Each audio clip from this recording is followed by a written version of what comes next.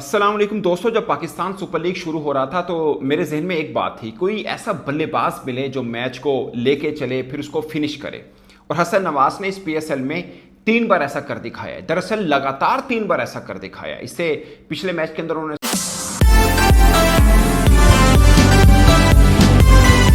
अस्सलाम वालेकुम दोस्तों, जब पाकिस्तान सुपर लीग शुरू हो रहा था तो मेरे जहन में एक बात थी, कोई ऐसा बल्लेबाज मिले जो मैच को लेके चले फिर उसको फिनिश करे।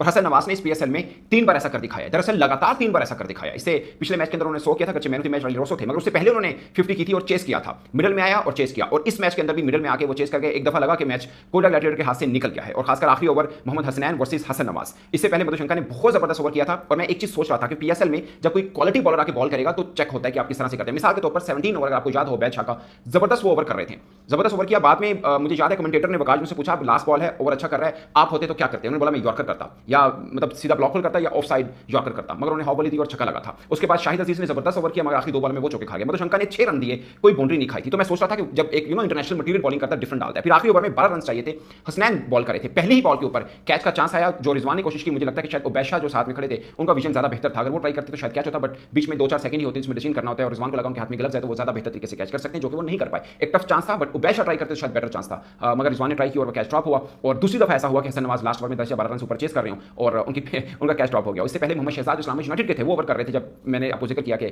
सेकंड लास्ट जो मैच गुजरा है उसमें भी उन्होंने चेस किया था। वहां पर आखिरी ओवर में 2 चांस मिले, यहां पर 1 चांस मिला, मगर जाहिर है it's a part of the game. But overall बहुत जबरदस्त बल्लेबाजी की हसन नवाज ने, और दिखाया कि उनमें सब गुण हैं। वो रोक के भी खेल सकते हैं, वो स्पिनर को भी खेल सकते हैं, वो मैच को लेकर चल भी सकते हैं, वो स्ट्राइक रोटेट भी कर सकते हैं, मैच अवेयरनेस है उनमें, स्लॉगिंग की जरूरत पड़े तो क्लीन हिट भी कर सकते हैं, आखिरी बॉल में 2 रन चाहिए तो छक्का भी मार सकते हैं। और पहली दफा नहीं किया, लगातार 3 बार कर दिखाया। आप आखिरी तीनों इनिंग्स उनकी उठा के देखें, एक मंचे हुए बल्लेबाज की हैं, कहीं नहीं लगेगा कि 22 बरस का कोई बल्लेबाज, वो भी पाकिस्तान का बल्लेबाज, ऐसे नहीं खेल रहा है। तो बहुत तारीफ उनके लिए, जबरदस्त किस्म की उन्होंने बल्लेबाजी की और मैच के अंदर जान बना के रखी। और सबके लिए अभी खबर है कि हसन नवाज पिच पर खड़े हो तो कभी मैच पर अपनी पकड़ न बना के रखिएगा, समझिएगा कि मैच कोटा ग्लैडिएटर के पास ही है। तो कोटा ग्लैडिएटर को एक तरह से ये जैसे बोलते हैं ना, ब्लेसिंग इन डिस्गाइज हुई, क्योंकि इनके पास सारे ओपनर थे। खाजा नाफी आज खेले, जबरदस्त उन्होंने बैटिंग की है, मगर दूसरा मैच उनको मिला, उन्होंने 50 की, पहले मैच में वो 1 रन बना पाए थे। इस बार सबकी नजरें थी कि पीएसएल शुरू होगा तो खाजा नाफी को देखना, मगर वो उनकी बारी नहीं आई थी। उसके बाद सऊद शकील वो खुद ओपनर हैं, एलेंस इसमें नहीं खेले हैं, बट एलेंस उनके ओपनर हैं, और बहुत से इससे पहले पीएसएल के अंदर कुशल मेंडस खेलते रहे हैं, वो अगर आईपीएल ज्वाइन करके, बट वो ओपनर हैं तो बारी नहीं आती थी। हसन नवाज को मिड ऑर्डर में रखा, तो मिड ऑर्डर में भी हसन नवाज ने बताया कि वो हर जगह पे खेलने को तैयार हैं। और ये पाकिस्तान टीम के लिए एक इशारा है कि आपके पास जो सबसे बड़ी मुश्किल थी कि आपके पास साजिद फरहान है, आपके पास फखर जमान है, आपके पास साइम अयूब है, आपके पास Mohammad Haris wicket keeper batsman और हसन नवाज है, किसको ओपन करें? तो साफ है जिसको मर्जी कराइए, हसन नवाज को चौथे 5वें नंबर में जहां मर्जी खिला लीजिए।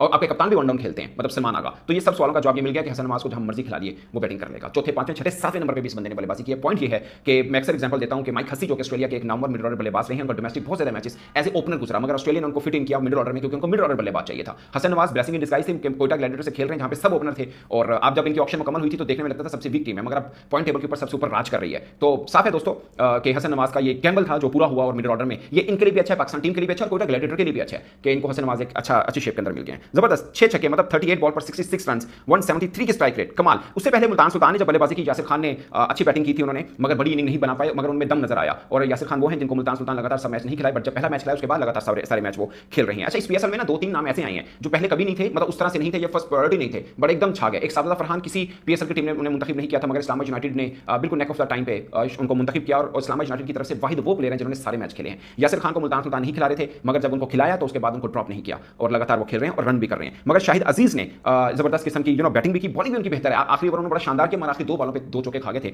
वहां पे मैच का पासा पलट सकता था अगर वो 2 चौके ना खाए होते। तो ये था 14 बॉलों पर 29 रन, 14 बॉल 29 रन के 2 छक्के 2 चौके मारे, 207 की स्ट्राइक रेट के साथ बैटिंग की। आमिर अजमत को मैं देखना चाह रहा था, ठीक है, बट उस तरह की बैटिंग नहीं की जो मैं उनके बारे में सुन रखा, हो सकता है अंडर प्रेशर वो खेल रहे हो, but overall he is good. दोस्तों, शाहिद अजीज का मैंने जिक्र किया, चैंपियंस टी20 कप में वो 4th हाईएस्ट विकेट टेकर थे, 9 मैचेस में 15 विकेट हैं, 2 दफा 4 विकेट हैं, तो he is a good allrounder, not a bad option. National टी20 में 3 मैच खेले, 3 विकेट मिली हैं, पीएसएल में भी ज्यादा नहीं खेल पाए, 3 मैच खेले हैं उन्होंने, तो ये उनका है। दोस्तों, एक चीज में ना मैं करना चाह रहा था, क्योंकि वीडियो शुरू मेरी हसन नवाज से हुई, क्योंकि इख्तिताम उन्होंने मैच का किया तो उसी से शुरू होनी चाहिए थी। वैसे तो मैं दुआ कर रहा था कि सुपर ओवर आई, क्योंकि